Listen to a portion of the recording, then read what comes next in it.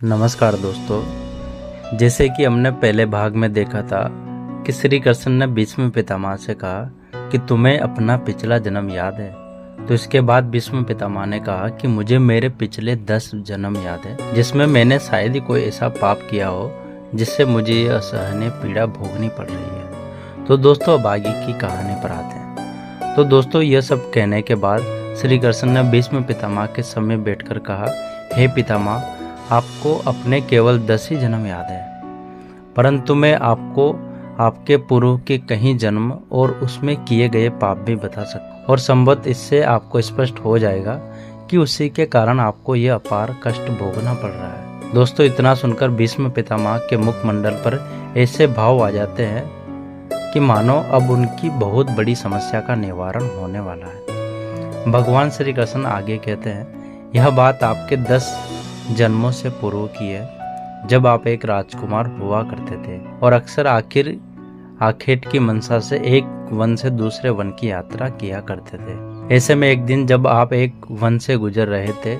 तब आपके रास्ते में एक सर्प आ गया था।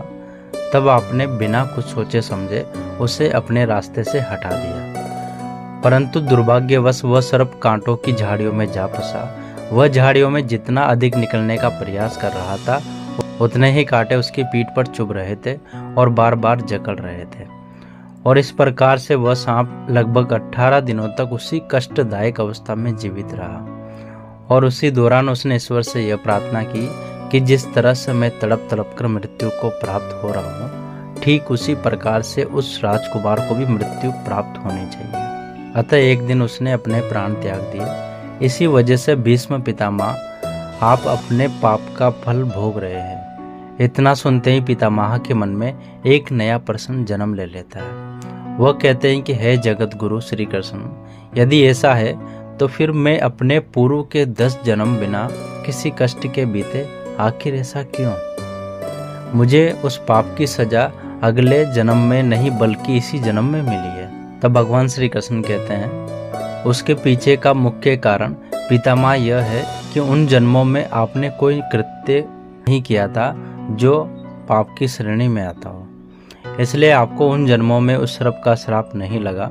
इतना सुनकर भीष्म पितामह ने कहा, हे देवकी नंदन, आखिर मुझे यह बताओ कि इस जन्म में मुझसे क्या भूल हो गई जिसकी वजह से मुझे इतने पुराने श्राप को भोगना पड़ रहा है। इस पर भगवान श्री कृष्ण फिर से कहते हैं, पितामह, इसमें भी कोई कहने वाली बात है, क्योंकि सत्य तो आपसे भी नहीं छुपा है, परंतु फिर भी यदि आप कहते हैं तो मैं आपको बता देता हूँ कि इस जन्म में अपने हस्तिनापुर की रक्षा करने का प्रण लिया और साथ में ही उसका पालन भी किया, लेकिन फिर भी अपने हस्तिनापुर की गद्दी पर बैठने वाले उस अधर्मी और अल्प बुद्धि वाले घनघोर हत्याचारी दुर्योधन का साथ दिया।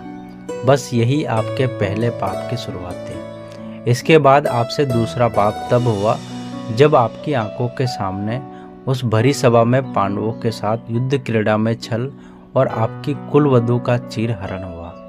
लेकिन अपने धर्म के पथ पर चलने के बावजूद उस कपटी शकुनी को ना तो तुमने टोका और ना ही दुर्योधन को, और दुशासन को ऐसा करने से रोका।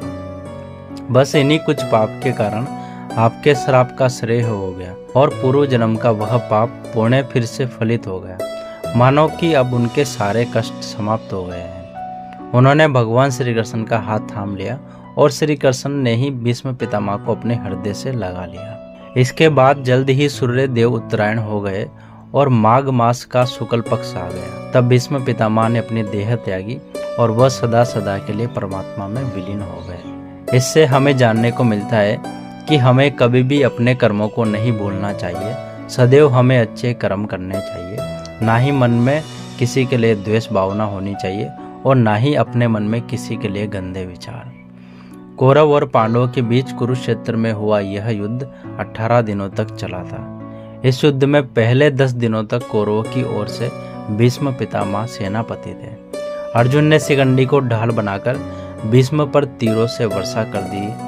अर्जुन के तीरों से छलनी हुए भीष्म पितामह बाणों की सैया पर आ गए, लेकिन भीष्म पितामह की मृत्यु नहीं हुई थी, क्योंकि उन्हें इच्छा मृत्यु का वरदान प्राप्त था।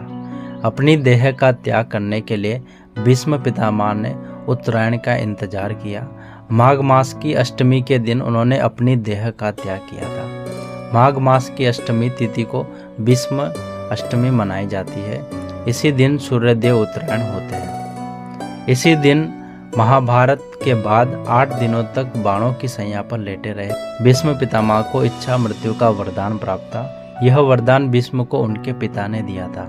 वैसे दोस्तों, आपको ये जानकारी कैसी लगी कमेंट करके हमें जरूर बताएं।